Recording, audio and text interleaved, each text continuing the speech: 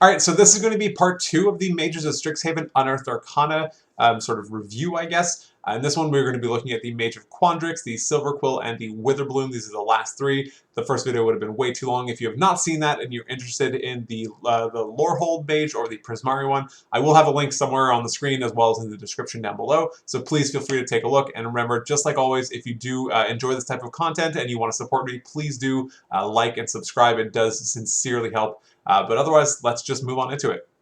Next up, we have the Mages of Quandrix. This is specifically for Sorcerer and Wizard. Again, we'll skip the flavor. All right, so we get another expanded spell list. Let's take a look what we get. Enlarge, Reduce, Spike Growth, Aura of Vitality, Haste, Control Water, Freedom of Movement, Circle of Power, and Pass Wall.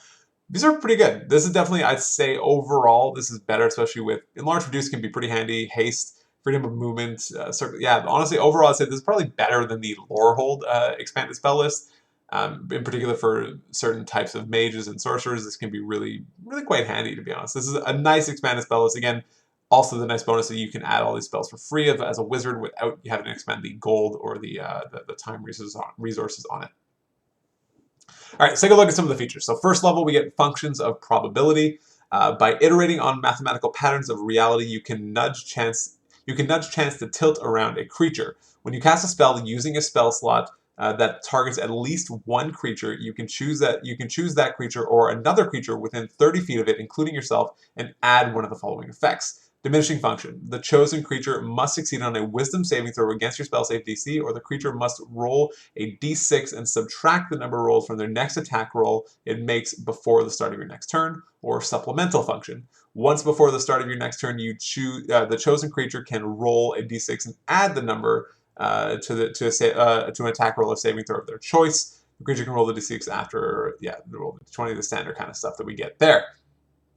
Important to note for this, it does have to specifically target a creature, so you can't use like an area of effect spell, something like Fireball, it's not going to work. It has to be a specific targeting spell to take the effect. And it's kind of nice to get this bonus. It's kind of like getting an extra guidance if you take supplemental function, or diminishing function. You can use it to be able to actually impair an enemy who's going to be having an upcoming attack. Really cool. That's nice stuff. 6+, we get Velocity Shift. You learn to manipulate kinetic formulas and alter the velocity of another creature. When a creature you can see starts their turn or moves to a space within 30 feet of you, you can use your reaction to force the creature to make a charisma saving throw, which it can choose to fail. On a failure, the creature is teleported to an unoccupied space of your choice that you can see within 30 feet of you. You can use your reaction this way a number of times equal to your proficiency bonus. So this is really cool because it has, again, multiple ways of kind of utilizing the same feature. You can use it to be able to get an ally at a dodge if they're about to die. You can use it to actually just teleport another creature, an enemy, a hostile creature away 30 feet of you, potentially removing disadvantage from your ranger's bow attack, or from moving it into a space closer to another enemy, so your area of effect spells can actually have wreak more damage on everyone. So really cool flexibility. That's definitely a theme I'm seeing amongst a lot of these features. There is a lot of flexibility offered, and it's really nice to be able to see that. Level 10+, we get Null Equation. Through careful calculations, you beset your enemies with abstract equations that reduce their might. Once per turn, immediately after dealing damage to a creature, you can force the creature to make a con save against your spell save DC. On a failure, the creature has disadvantage on strength and dexterity saving throws, and its weapon attacks only deal half damage. The effects last until the start of your next turn. You can use it equal to your proficiency bonus. So that's kind of a weird one, I'd say. You have to make them do a con save to potentially have disadvantage on a strength or dex save. So maybe beneficial in very niche or very specific circumstances. Getting the half damage is like you kind of get resistance to it. So, but it's kind of like resistance to everyone. It's all right. It's definitely an interesting approach. I don't know that I love it, but it seems cool. Last up, we have Quantum Tunneling. This is level 14+. Your mathematical expertise extends to altering the fundamental equations of your very being. You gain resistance to bludgeoning, piercing, and slashing damage. Additionally, you can move through other creatures and objects as if they were difficult terrain, but you take 1d10 force damage for every 5 feet you move inside another creature or object. If you end your turn, you are shunted to the nearest unoccupied space. So Yeah, I mean that's kind of cool. You can immediately allow yourself to be able to get through other creatures, which can be beneficial. Again, you still take the standard, the force damage as is common with whenever you enter space in another occupied space for any of those like movement or teleportation abilities.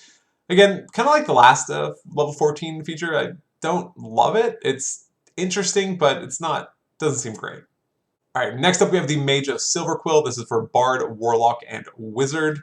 Let's take a look at the options we get. All right, so at first level we get Eloquent Apprentice. So you can learn either Sacred Flame or Vicious Mockery. Additionally, you gain proficiency in your choice of two of the following skills: Deception, Intimidation, Performance, Persuasion, or Insight. That second part is actually huge.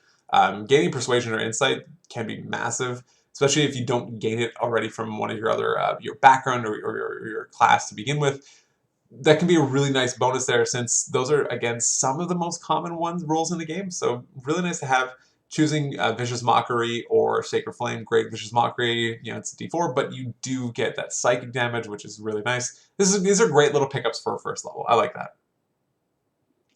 Also at first level, we get Silvery Barbs. You can invoke words laced with magic to demoralize your foes and turn their misfortune into a boon to bolster your allies. Immediately after a creature you can see within 60 feet of you succeeds on an attack roll, ability check, or a saving throw, you can use a reaction to demoralize the creature. Unless the creature is immune to being charmed, it re-rolls the d20 and must use the lower roll. If the attack roll, ability check, or saving throw fails, you can choose a different creature you can see within 60 feet of you. You can choose yourself.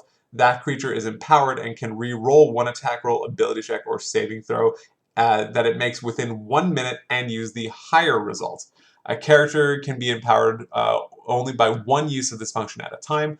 Once a creature fails an attack roll, ability check, or saving throw, because of a reroll forced by this feature, you can't use the feature again until you finish a long rest, or until you expend a spell slot to use it again. So again, similarly, you do get an alternative way of regenerating it by expending a spell slot. But there's kind of a lot to unpack with this. So you're able to force a creature to re-roll an attack roll or a saving throw, and they have to use the lower die.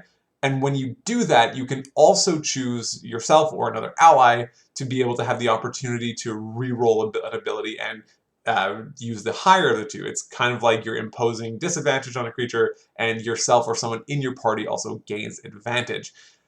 Pretty cool, nice little ability to have. Can definitely come in clutch in a lot of instances. Maybe you're a barbarian who's about to go for the killing blow and they miss. You know, you can give them that advantage on the attack, or to be able to roll off with a saving throw. Maybe it's an intelligence save. They're not probably going to do great with that. So just having the opportunity to gain advantage essentially on it is pretty handy. What is interesting to note about this feature, about Silvery Barbs, is that it's not actually imposing advantage or disadvantage. So it's forcing a re-roll of the dice. So on the re-roll, if you had some way of also imposing advantage on the roll, you could potentially be rolling 3 dice and choosing the higher one, and your enemy could be rolling 3 dice again and choosing the lowest of the 3. So there is some really cool overlap there, actually. Next up at level 6+, we have Inky Shroud. You learn the Darkness spell, and it's added to your class spell list if it's not there already. If you're a wizard, you can enter your spellbook. You can cast a spell without expending a spell slot. You can't do so again until you finish a long rest. When you cast a spell in this way, you can see normally through the darkness created, and when a creature you can see starts within its turn within darkness, you can deal 2d10 psychic damage to that creature. You can cast a spell normally without the additional effects by using spell slots of 2nd level or higher. That's really cool. So you can see through the darkness that you create, which is not common, since magical darkness you usually can't see through without some additional form of perception. But and then again, you can cause a creature within it to take 2d10 psychic damage. It's kind of like they're being hurt by this terrifying fear of this incredible darkness that's surrounding them. It's awesome that you can also then cast darkness normally by using a 2nd level spell slot, but you don't get the additional effects. So at least if you needed to cast darkness in some immediate capacity, you have the ability to do that. Next up at 10+, we get Infusion of Eloquence. When you cast a spell that deals damage, you can invoke additional words of power or change the spell's damage type to your choice of Psychic or Radiant. Any creature damaged by the spell takes extra damage equal to your proficiency bonus and has its emotions swayed with despair or adoration based on the damage type dealt. If you choose Psychic, they get the creature is frightened until the start of your next turn, or Radiant, the creature is charmed until the end of your next turn. You can use it a number of times equal to your proficiency bonus per long rest. This is really cool. Again, being able to change to Psychic or Radiant, really great option since there's very few creatures that are resistant to either of these types of damage, and you're really choosing it based on the secondary effect here, since it's unlikely that any creature is going to be resistant or immune to those types of damage. You know, if you need a Frighten or a Charm effect, that's really handy. Lastly, at 14th level, we get Words of Power. You can evoke a word of power that is the pinnacle of your magical study. You gain the following options. Deadly Despair. When the target of your Silvery Barb fails an attack roll, or ability check, or saving throw because of the reroll, you can evoke a Word of Despair to give the target vulnerability to one damage type of your choice until the start of your next turn. Selfless Invocation.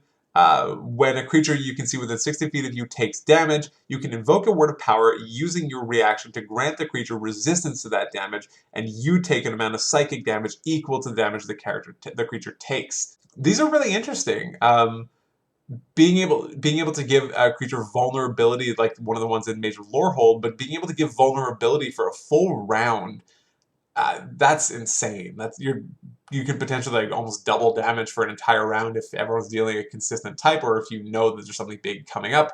If you've planned that way, or if one of your allies has, that can be incredibly devastating to an enemy. Obviously, this is coming at later games, so there's something that is to take into account, but that's huge. Selfless Invocation is also really cool because you're able to the idea of sort of putting yourself in the way, putting yourself in that line of fire, and taking some damage away from that creature. Yes, you still suffered, but maybe one of your allies is on the brink of death or really, really close. Giving them resistance to it, and then you take the brunt of it, can be really, really handy in so many situations.